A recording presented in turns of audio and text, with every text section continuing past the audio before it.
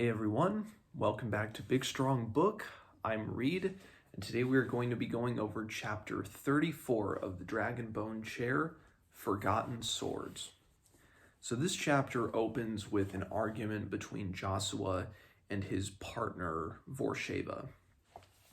And Vorsheva is irritated with Joshua that essentially she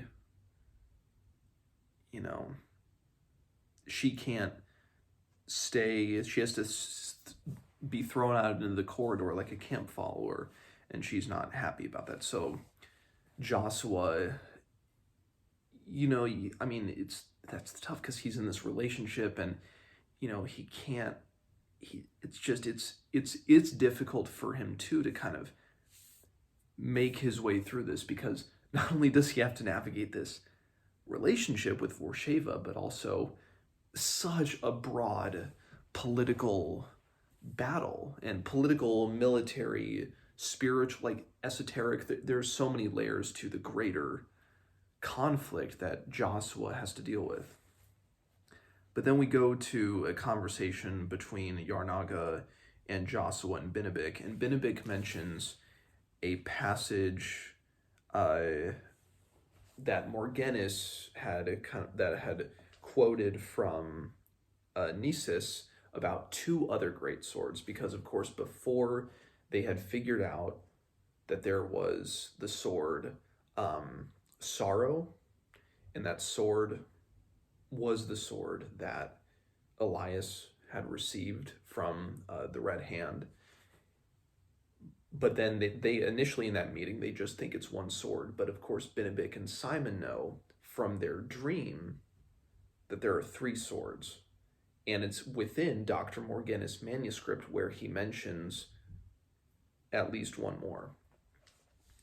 So the first great sword came in Dr. Morghenus translating Nisus' manuscript, I believe, that it came to the sky, from the sky, around the time of Osiris Aden, and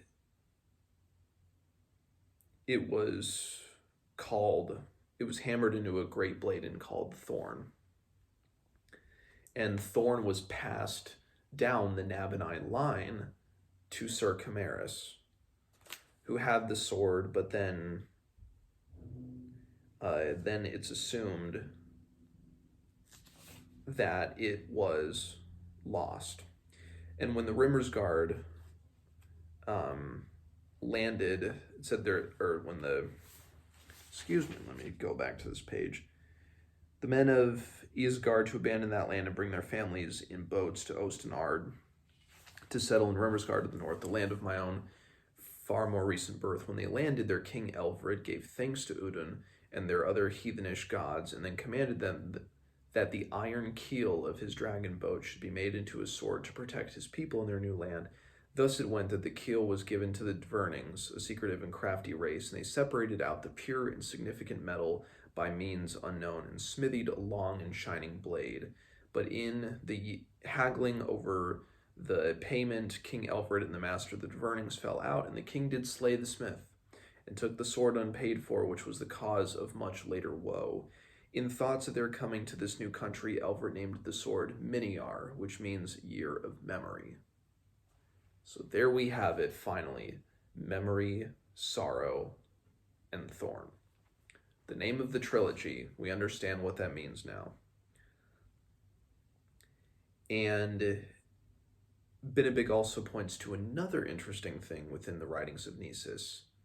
When frost doth grow on Clavis Bell, and shadows walk upon the road, when water blackens in the well, three swords must come again. When Buchan from the earth do creep, and Hunin from the heights descend, when nightmare throttles peaceful sleep, three swords must come again, to turn the stride of treading fate, to clear the fogging mists of time. If early shall resist too late, three swords must come again. That there's this prophecy years and years and years and years and years ago that was written. And Yarnaga says to Joshua, let's worry about sorrow last. We know that Elias has sorrow. We know where sorrow is. Let's focus on finding thorn and memory first. Then we'll worry about sorrow.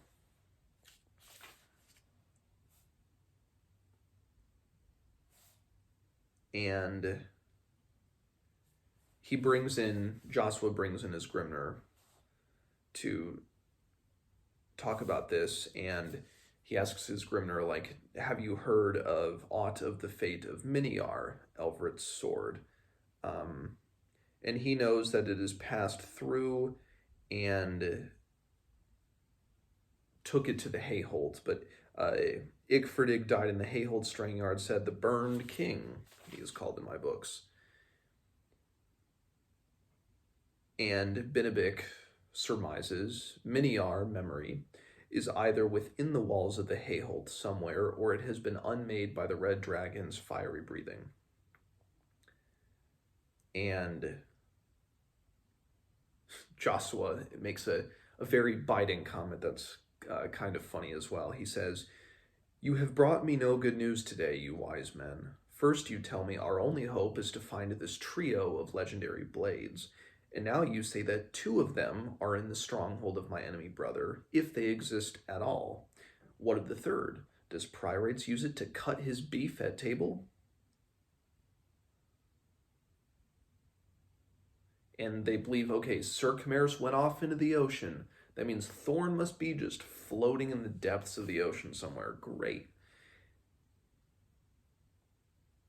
And then Simon is with Sangfugel and Towser. And Towser is reunited with Dukas Grimner because they had that little interaction much earlier on in the book. And Simon slips into the dream road. You know, the naked thrust of the stone mountain, its halo of indigo and yellow flames, the silver-masked queen and her icy throne, and the chanting voices in the rocky fastness. And he almost keels over the battlements. And he mentions Thorn in his dream. And that triggers something within Towser. He knows something. He goes off to talk to Joshua and his Grimner about this. And he says, Chimerus' sword did not go into the ocean. He gave it to his squire Colmond of Rodstenby for safekeeping. He gave away his sword. Chimerus grew strange and fell after Joshua's mother, Queen Ebica, died. He was her special protector, you know, and he worshipped the very tiles she trod upon, as if she were Alicia, the mother of God herself. When Chimerus was lost in the sea off Harka Island, Coleman took it for his own. He went back and reclaimed his family lands at Rodstanby in the Frost March and became the baron of a good-sized province. So they're like, okay, it must be at Rodstanby then, right? And Benebik's like, great, that's just 2 days away from here. Like, let's go now. And Towser says, no, that's not the full story. Coleman, I'm quoting from Towser here, heard travelers' tales of the dragon Yarjuk, the dragon's legendary hoard in the heights of the mountain Ermsheim. It was a treasure said to be richer than any other in the wide world. Only a Flatlander would be thinking of searching out a mountain dragon, and for gold, Benebik said disgustedly, my people have long lived near Ermsheim, and we are living long because we are not going there. But you see, old Towser said, the dragon has been only a story for generations. No one has seen it, no one has heard of it, except for snow-maddened wanderers. And Colmond had the sword Thorn, a magic sword, to lead him on a quest for a magic dragon's hoard.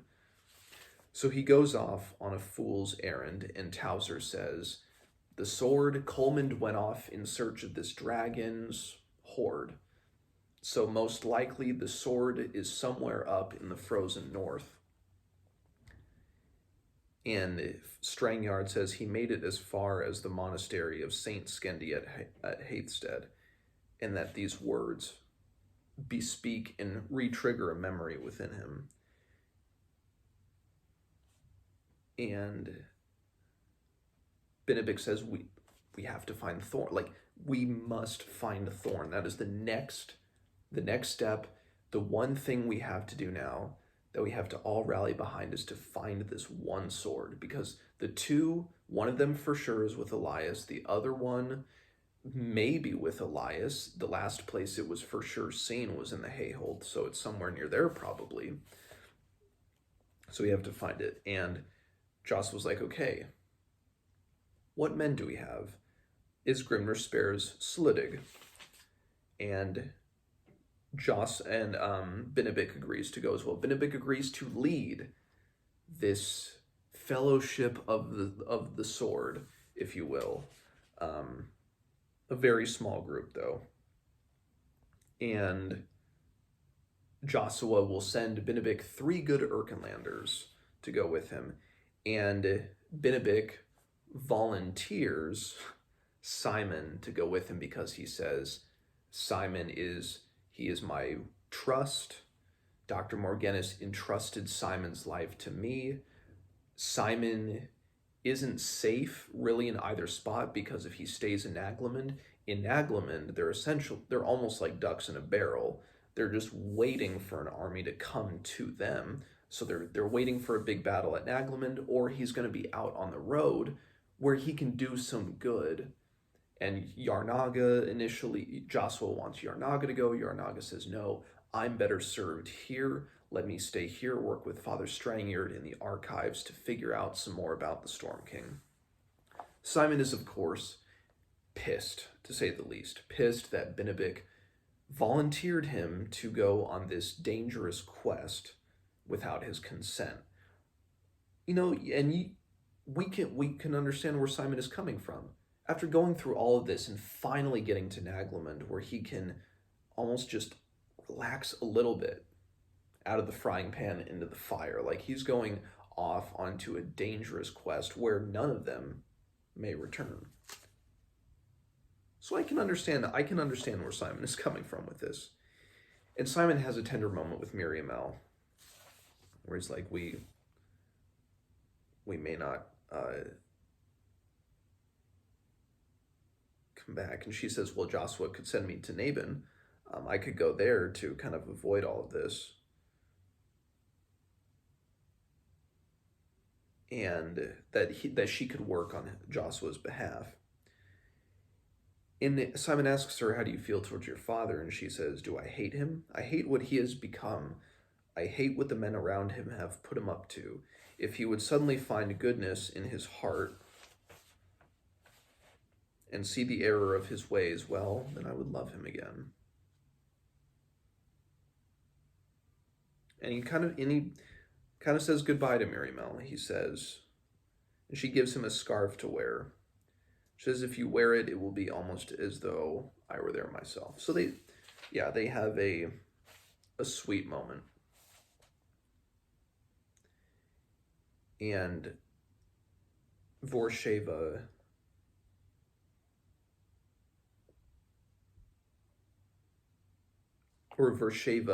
meets with a monk. She says, are you the only one to understand what must be done? And he says, we do what we must to serve God's will. And she says, then I understand. Do not fail me, sir. You serve a great purpose, not just for me. And then it said, the thing was done. So then Simon, along with Ethelburn, Haston, Grimrick, Sluddig, Benebik, Simon, the whole group, they set out. And Sluddig says that to Simon, he's like, we met once before at the abbey, at the monastery.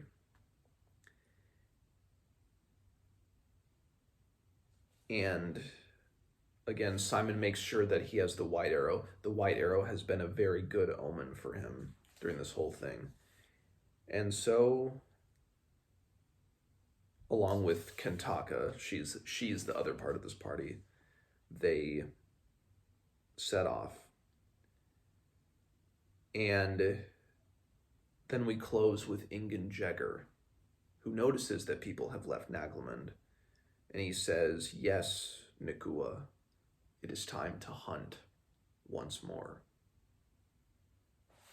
So we have some forward momentum leading into the last 200 or so pages of the book. Like we've got another quest, we've got an army with the siege engines that we heard about, we've got an army marching up to Nagelman. So we're gonna have two big plot lines that are really being established right now. So there are a few things I'll talk about in spoilers here. So spoilers from here on out. So memory. I figured that memory was Prester John's sword.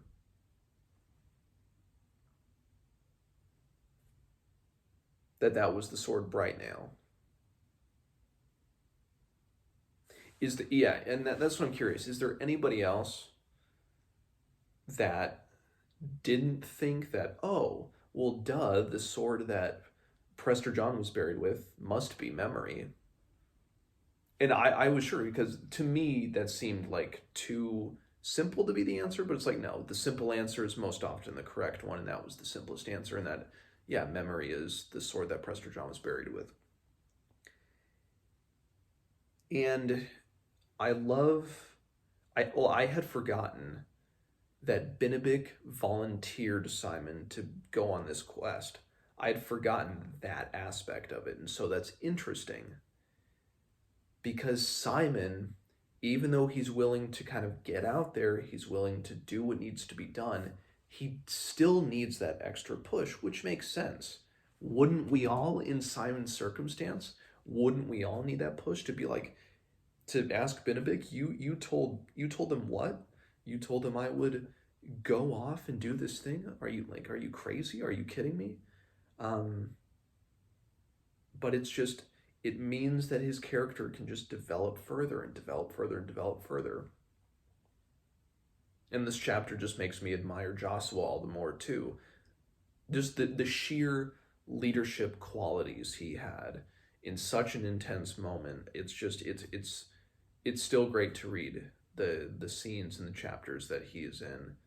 And I've said many times that Joshua is practically my favorite character in the whole saga, but specifically within this trilogy. Yeah, and it's good to see Cadrak again.